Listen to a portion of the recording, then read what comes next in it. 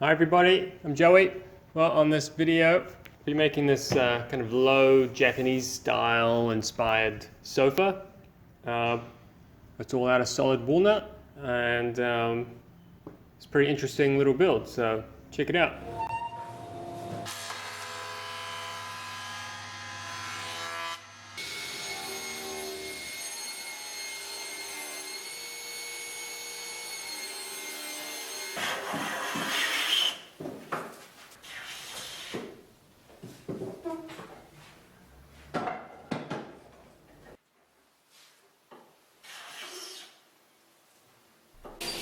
So after dressing all the timber for the base seat frames, I start on the kind of large half laps, and I still don't have my dado blade, so I'm just doing it with a single blade.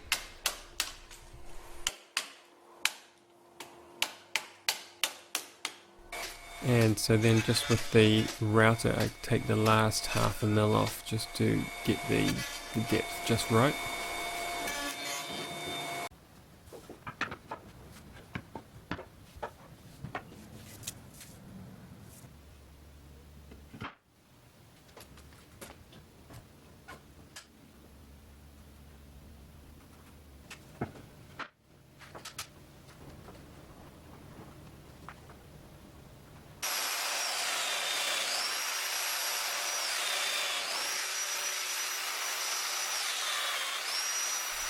So with the 3 seat frames sorted out, I could address the timber for the main panels and get them glued up.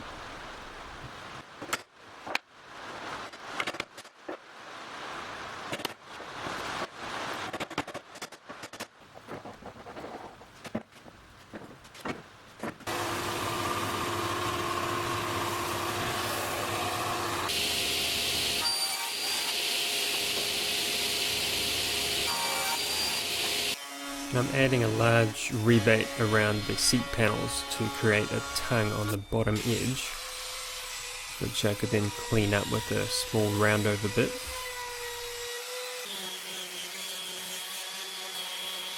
So I wanted to pre-finish the tongues and the little area around there, so I ended up just pre-finishing the whole face, and then most of that got sanded off later, but at least the tongue was sorted out. From there I could start routing the long grooves in the rails of the seat frame that will take the tongue of the seat panel.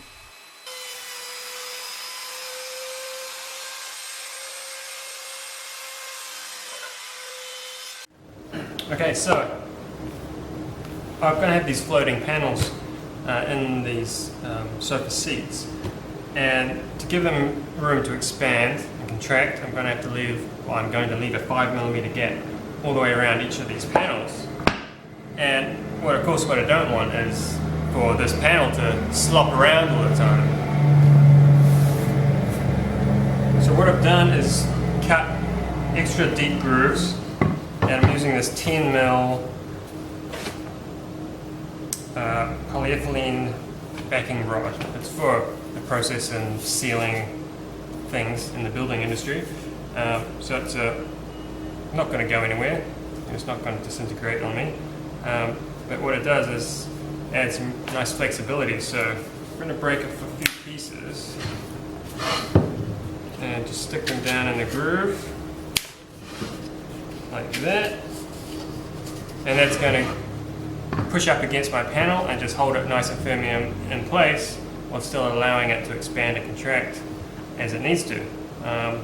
So hopefully it's going to make a nice little detail, or negative detail, with a 5mm gap around these panels. So then I was ready for the glue up, and I'm using epoxy with the black oxide put in to get the black color. I'm using epoxy because in this case I really want the long open time, because these glue ups took a bit of time, and also I want the epoxy on the lap joints on the corners of the seat frame where it's just really the glue holding things together, and I thought I would use something that was going to last fairly long.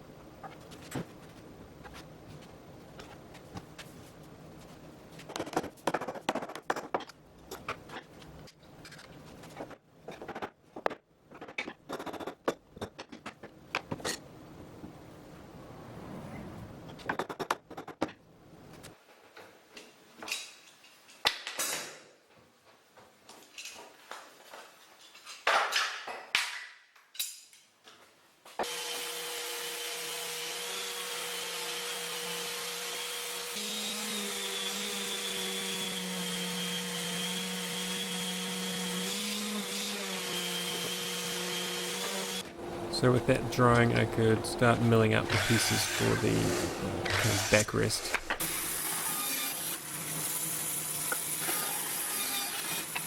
So I'll be dovetailing these backrest posts into the seat frame, and so this is the long way on how to do that.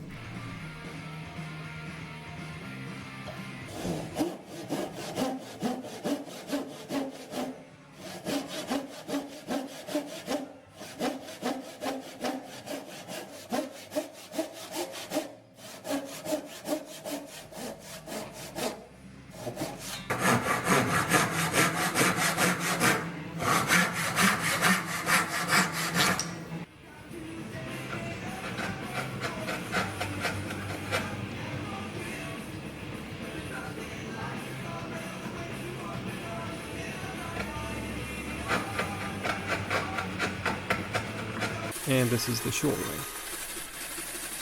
So my table on my bandsaw actually tilts both ways, and it's meant to tilt to 15 degrees, which is what I wanted, but it actually didn't quite get there. So I ended up having to put this small strip in to kind of make up the difference, which ended up working just fine.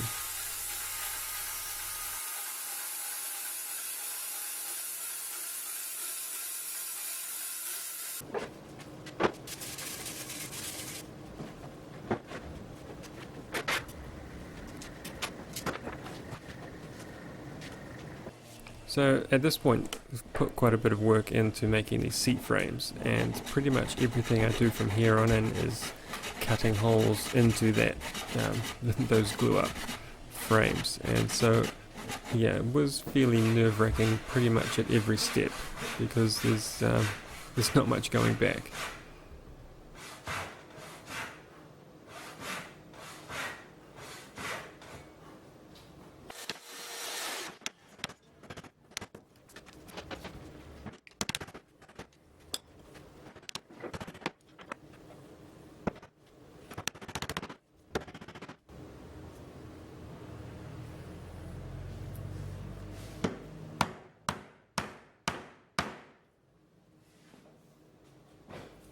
So I had a fairly local dowel maker run some walnut dowel for me. These are going to be the legs. So it was that was fairly easy, but I had to make a shoulder on them, and the best way I know is to use the steel lathe. And I know that is a cardinal sin to most machinists, but it's the right tool for the job. So once I got the fit kind of working, it was pretty quick.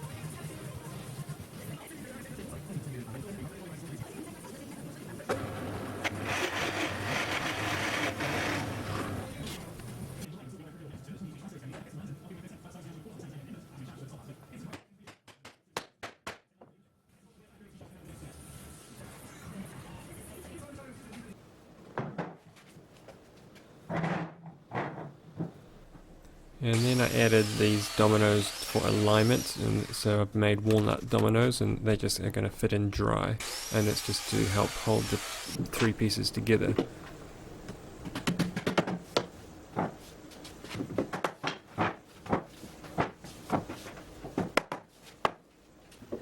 And then I could dry fit all the backrest posts.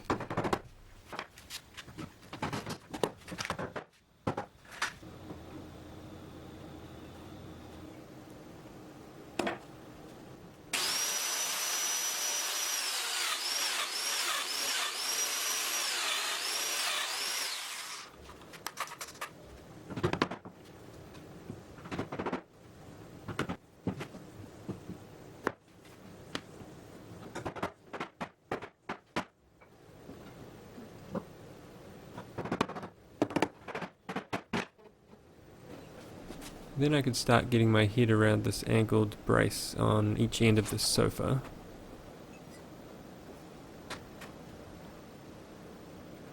So where the brace meets the sofa seat, I decided to use an angled halving half dovetail, if that makes any sense.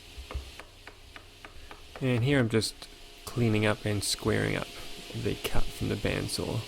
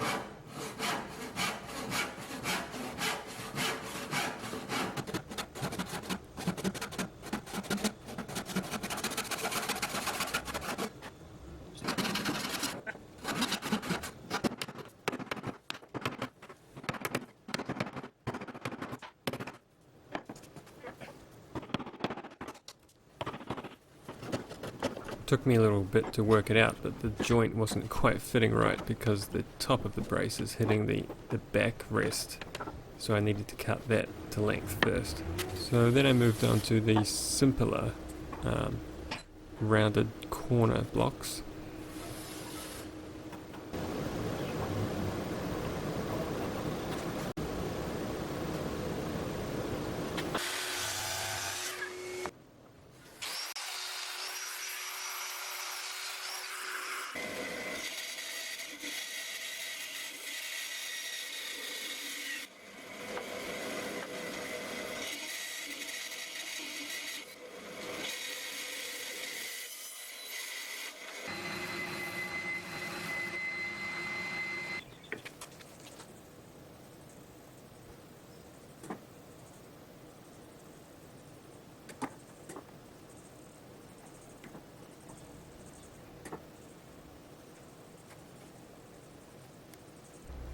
So I had made some very tight custom fitting dominoes for this corner joint, so I ended up needing to glue them together the first and only time I put them together, because there was no way they were coming back out without wrecking the corner block.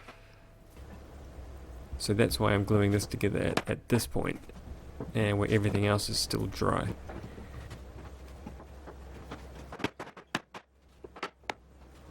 And so then I could get on to the more complicated kind of compound curved, kind of like a handrail corner really, but it was really the first time I've done this, so I was just taking my time.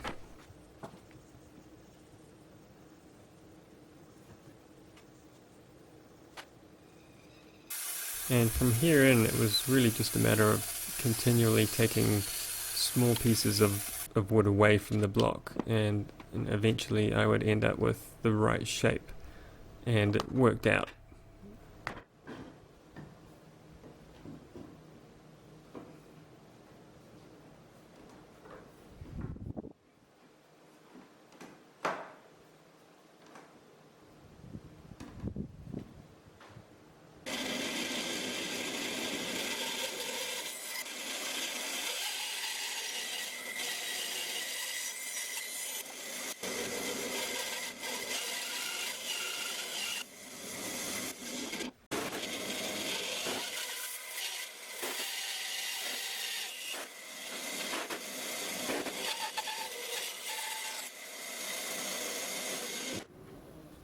And so now it was on to the glue up, and again I'm using black epoxy, this time mainly because of the extra time I get. This took probably close to 40 minutes to glue up, so yeah.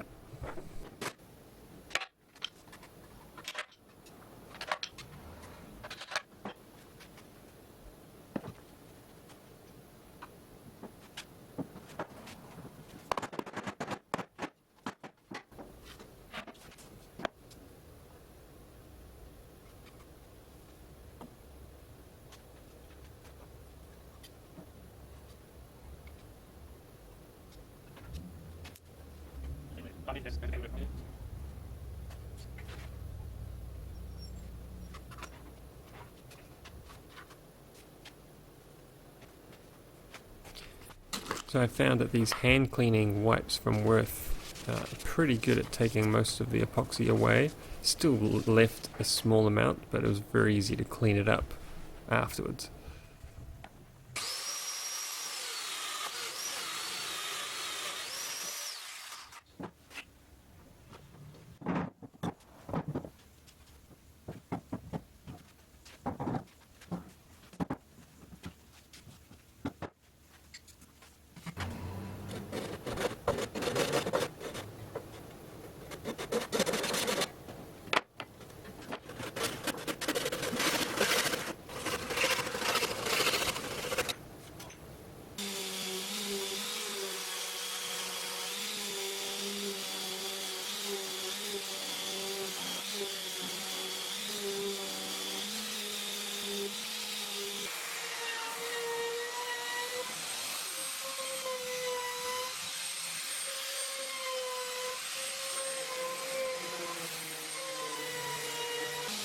And then there was just the small task of making these two compound corners work and look symmetrical.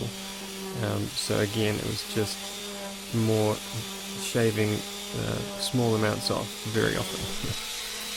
And it seemed to work mostly with the all-wheel sander. We used some hand tools every now and then, and just kept taking away bits that looked like they shouldn't be there.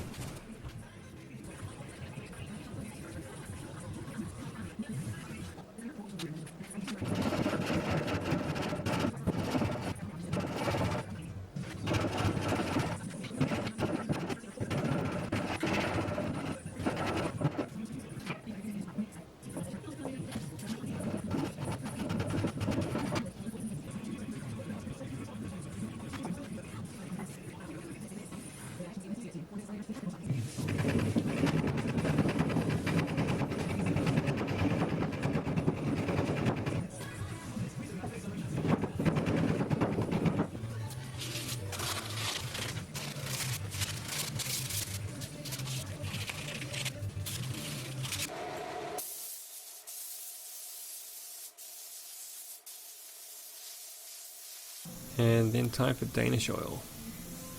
I think I ended up putting 4 or maybe 5 coats even on the main pieces that you'll touch.